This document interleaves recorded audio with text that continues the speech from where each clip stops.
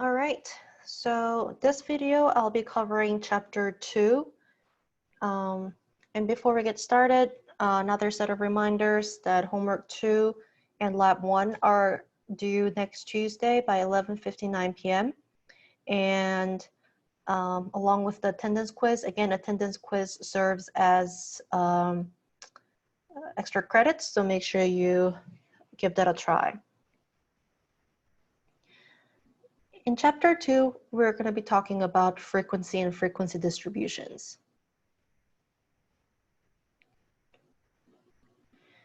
So in chapter 1, we talked about how scores are data that we collect from the sample, and we collect scores of the variables that we're interested in.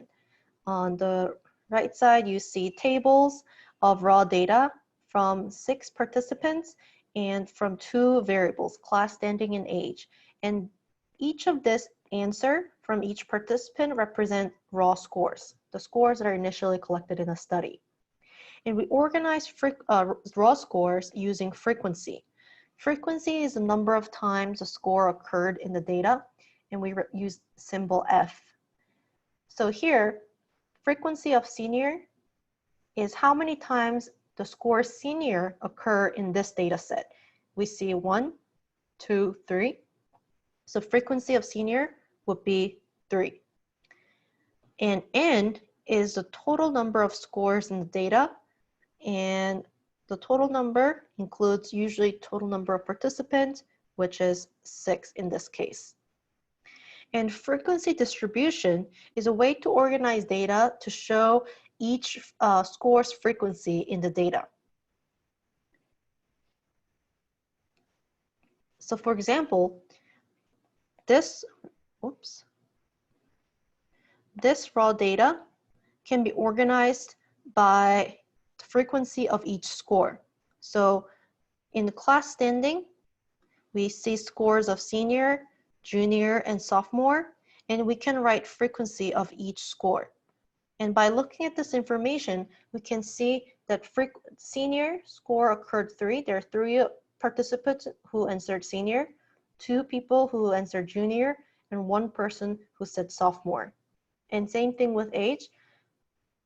The score 21, age 21 occurred twice. Age 20 occurred twice too, and 19 also twice. That's the frequency information.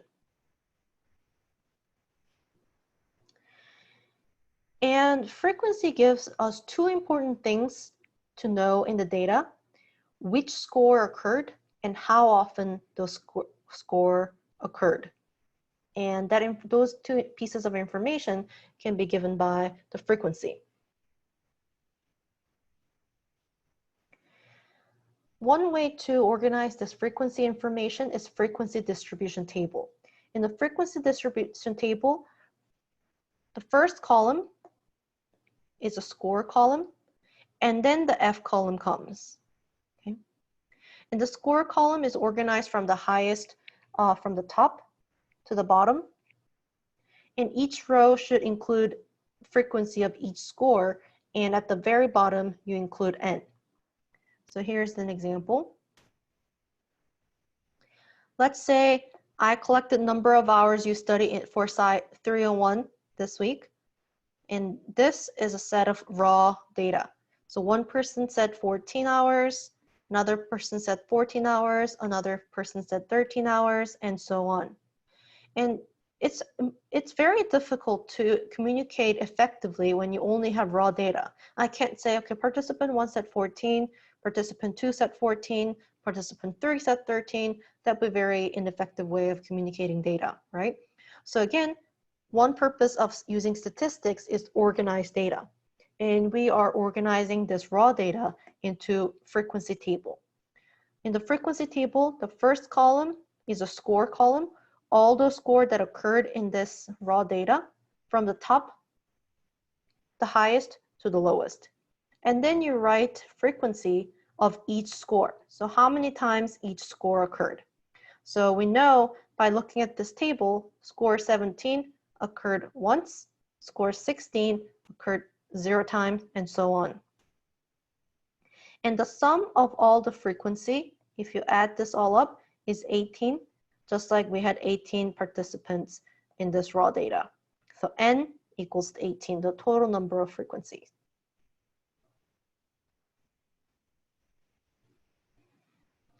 The second way of organizing frequency is graphs.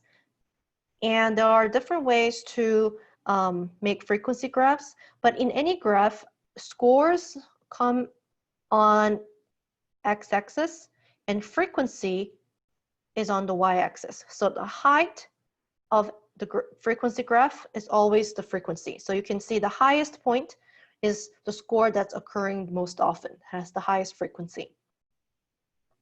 And there are different types of graphs that we're going to cover in this class, including bar graph, histogram, and polygon.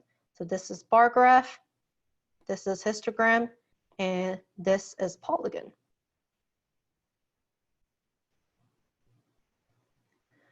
Bar graph, again, has all the scores on the x-axis.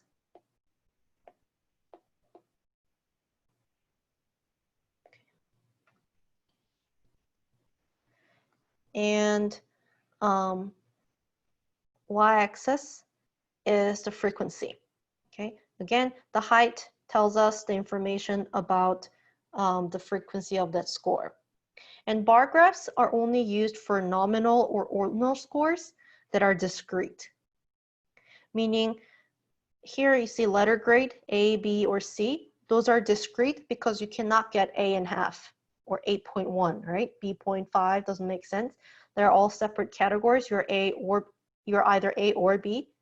So those are discrete. And that's why these bars don't touch each other. And these gaps represent that decimals are not possible. Histograms, on the other hand, bars are touching one another, right? Because they're indicating continuous variable, meaning decimals make sense. So if you have actual number grade on exam, you can get 888.5, right?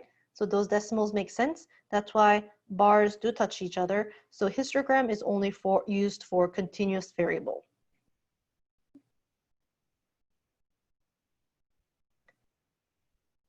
So again, the difference between bar graph and histogram is that bar graph, just like there's a space in between the two words, there are space in between the bars, whereas histogram is one word, there's no space. And you can see there's no space in the bars. Bar graphs are usually used for discrete variables, and histograms are usually used for continuous variables. But what if you have so many points, so many scores, that your histogram gets too crowded? Then you can use frequency polygon. So instead of using bars, you represent each data with a dot, okay? And you connect all the dots, all the data that happened in your data set, okay? Again, the height is still the frequency, so you can see this data in particular, this point has the highest frequency. And again, all these connected lines indicate that this is a continuous variable. So you can use frequency polygon only for the variables that are continuous, where decimals make sense.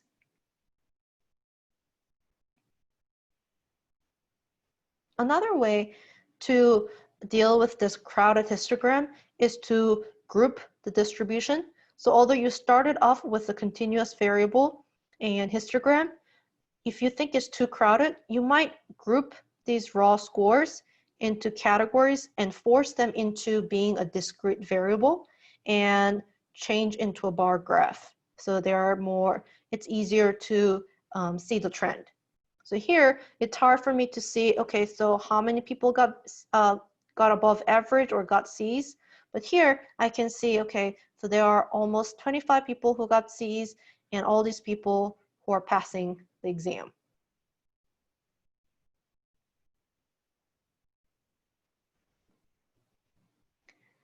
There are different types of frequency distributions, and most commonly seen in behavior research is normal distribution, We also call it normal curve or bell curve. Okay. You'll see in the next slide how it looks, but extreme high and low scores are relatively infrequent. Remember, in frequency graphs, infrequency is represented as the short or low height, and scores closer to the middle are most frequent. That means they tend to be higher in their height. So middle scores occur most frequently, and normal distribution is symmetrical in the middle. So you can see that here, towards the end, the height is really short. That means there are low frequencies. So really high or really low scores, extreme ends, tend to have infrequently occurring scores, although they never reach zero because it's infinite number of scores.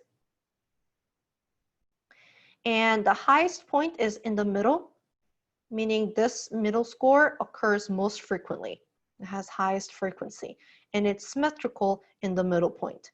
And all the scores towards the middle have the higher frequency, higher height compared to this extreme scores. Again, in normal distribution, you can see that around the middle are more frequently occurring than either end. That's normal distribution. And again, this type of distribution is most frequently seen in behavioral research in psychology. However, sometimes they're not normal. The data you have are not normal, meaning they're not symmetrical, and we call that skewed distribution. So you see that in this positively skewed graph, the tail tapers off. It's much longer on the right side than this side.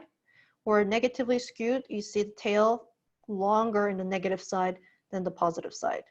That's when you have skewed distribution. Okay. So in negatively skewed distribution, again, the tail exists on the negative side. So you can see the negative side is fewer scores occurring, lower frequencies, so it's negatively skewed. Positively skewed means positive scores tend to occur fewer times, so it's positively skewed. Positive side is few scores.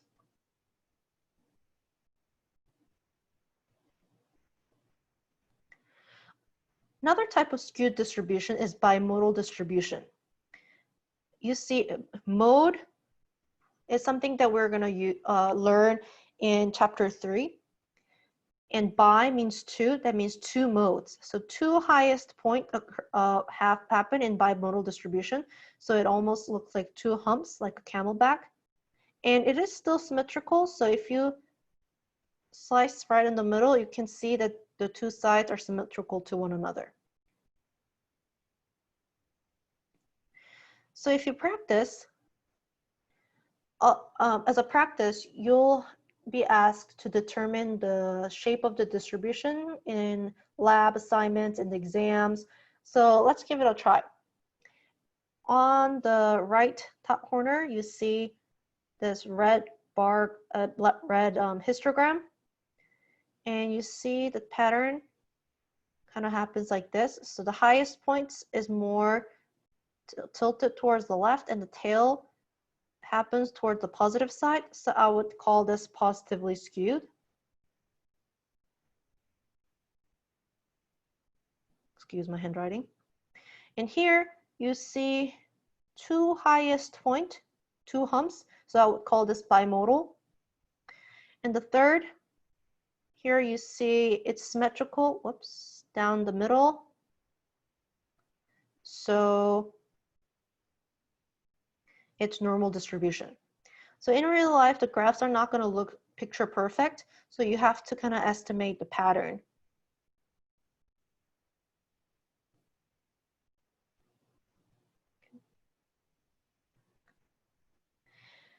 And remember, we talked about two types of statistics that we're going to learn. And one was descriptive statistics, statistics that we use to describe the characteristics of the data.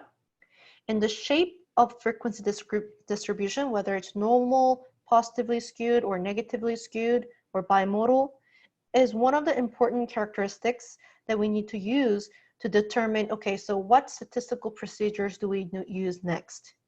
Okay, just like we have to know the types of scores like ordinal, ratio, interval, or nominal, or whether it's discrete or continuous scores to determine what type of frequency graphs to use. The shape of frequency distribution also determines the next procedures that we use in statistics. Okay, again, the data in the real world will never have the perfect curves, whether it's skewed or normal. So use your best judgment to make a decision.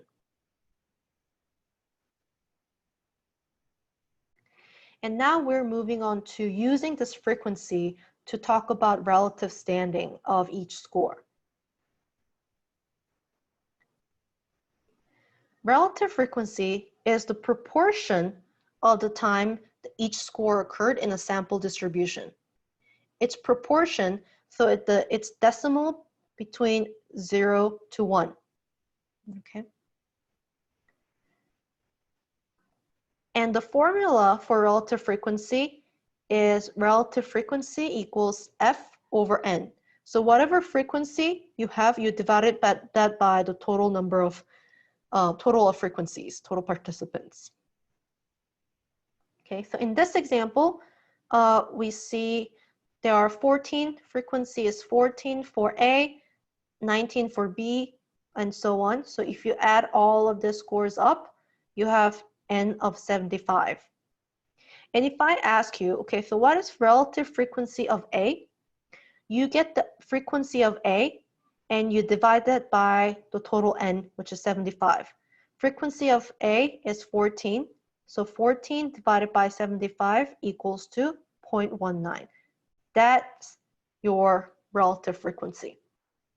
So if I ask relative frequency of A, you take frequency of A divided by total N, and you say relative frequency of A is 0.19. All the relative frequency is proportion, so it has to be the number between 0 and 1. And you can represent relative frequency in percentage by multiplying that by 100, which becomes 19%.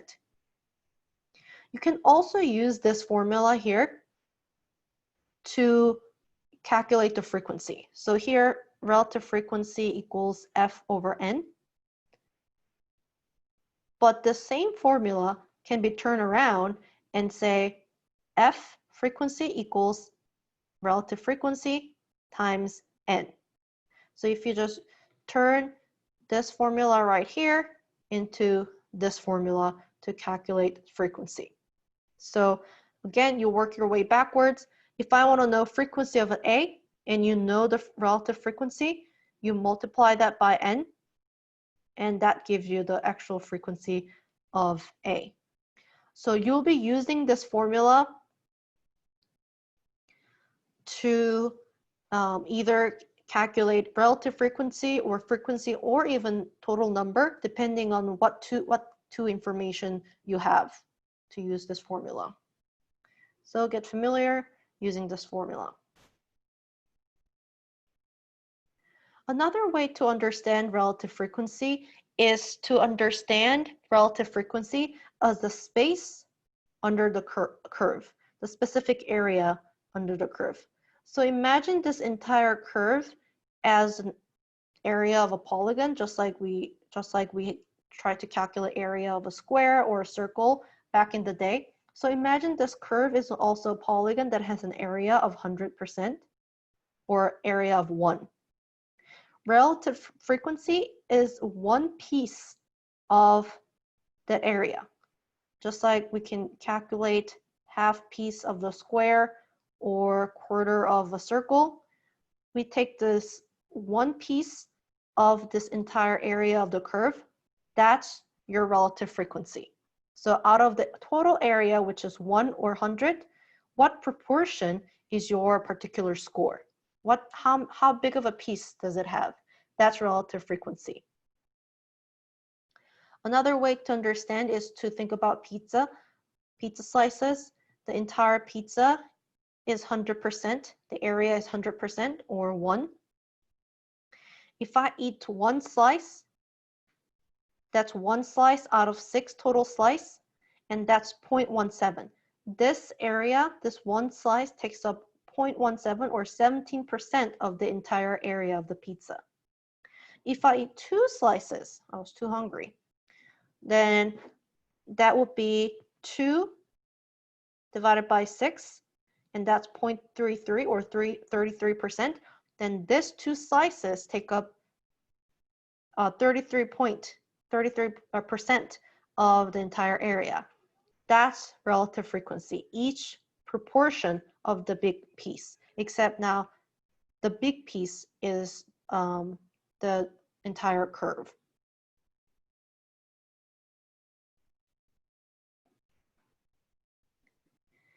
And now we're moving on to percentile and cumulative frequency. Percentile is the percent of all scores in the data located below a certain score. So we want to know your relative standing in the data. You know, a lot of times scores are more meaningful when you know its relative position of a score. So for example, if you scored, let's say you scored 80 out of 100 in an exam, your 80 might sound not bad until you learn the average score was 95. Then your 80 suddenly seems pretty low because everyone else on average scored 95. On the other hand, your 80 doesn't seem so bad if the class average was, let's say, 60. Then your 80 is extremely high, right? So whatever raw score becomes more meaningful when you know its relative standing. And percentile is one way of knowing where you stand relative to everyone else, specifically everyone located below your score, okay? So it's percentage of all the scores. So how many percent of the scores are below that particular point, okay? So we can know the relative standing of that particular score. If you have GRE score 162, again, that score might not be really meaningful. I don't know, is it considered good? Is it bad? Until you learn that it's the score 162 is at 83rd percentile. That means they are 83% below 162. There are 83% people below 162, or there are 17% higher than 162. That's your relative position of the score 162, right? Then now you know 162 is pretty high because there are 83% of people who are lower than 162 and only 17% who are higher than 162. That's where percentile is meaningful. Okay. And again, going back to the area under the curve, the percentile is entire area below that point. So if I scored 30 and it's at 50th percentile, that means all the area of the curve below that particular score of 30 is 50% or 0.5, okay? If I scored 45, then all the scores from 45 to below indicates 85% of all the scores, and the area under the curve would be 0.85, okay? So percentile is at that point, at that particular point, and everything to the left, everything below that point, that area. That's percentile. And percentile is in the, again, the percentage form. Similar, but not quite, is cumulative frequency. Cumulative frequency is also referring to the frequency of the scores that are at and below the particular score. So it's still at your score and then everything below, which is similar to the percentile. But cumulative frequency stays as frequencies, not percentile. So if I want to know the cumulative frequency of 16, you take the frequency of 16 and all the frequency of all the scores below 16. So if you add it all up, that's cumulative frequency. Okay. So let's have all the example here in one space. If I want to know relative frequency and cumulative frequency of number 12, the raw score number 12, the first thing when you have raw score is to organize that into a frequency table, right? Frequency table has score column, highest score to the lowest, and the frequency of each score. So you first organize raw score into the frequency table, and then now you calculate relative frequency and cumulative frequency. Frequency of 12 is 1, right? F equals 1. And N is 18. If you add all of this frequency up, that's 18. Relative frequency, the formula is F divided by N. F is 1, frequency was 1, and total is 18. And that's your relative frequency of number 12. The score 12, sorry, was actually here. Score 12 only takes up 6% of the entire area under the curve. So if you had entire area under the curve, 12 only takes up mere 6% of the entire area. Cumulative frequency of 12 is you take the frequency at 12 and you add everything at and below those frequencies, below scores lower than 12. So you have 1, 1, 1 equals to 3. So cumulative frequency is all the frequency of scores that are lower than that particular score. So scores lower than 12 is 12, 11, and 10. So you add all those frequencies up, and that's cumulative frequency.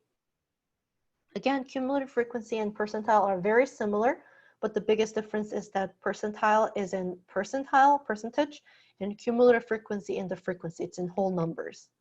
Okay. All right, that's all I have for chapter 2. You can always drop by my office virtual office hours or TA's office hours, or send me an email to set up a time to discuss. All right, thanks for listening.